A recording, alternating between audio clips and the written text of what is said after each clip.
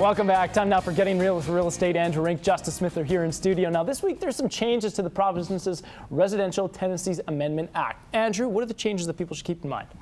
Well, this one's actually been coming down the pipe for a little bit here.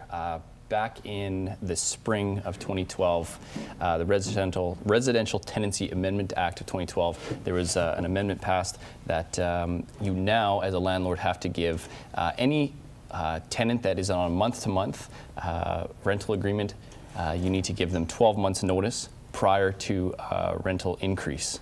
So really? It's a big you'd have change. to have something in writing then for a Yes. year, year before you want to change the act. Wow, Yeah, okay. Yeah, exactly.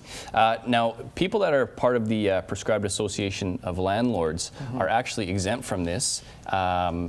And that's basically, you know, the important thing is that this this association of landlords is something that talks about there's ethics involved and whatnot, and it's important for people to know that this program exists, that they can be part of, so that they don't get into the aspect of having to give 12 months rent notice. So it used to be 6 months. Now they've bumped it to the 1 year.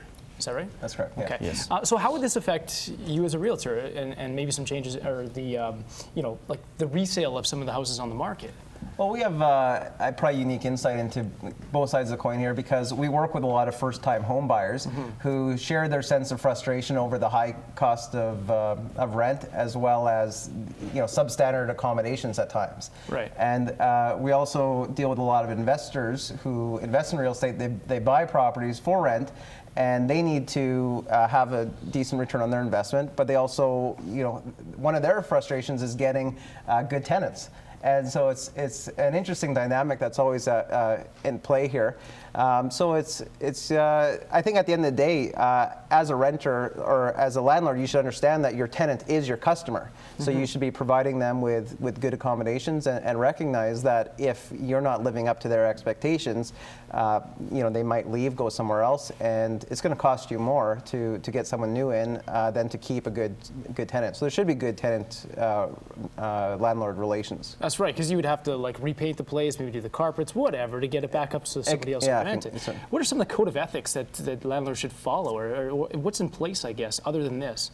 Well, what Andrew was talking about was that the government has made an exemption to that rule if landlords are part of a prescribed association.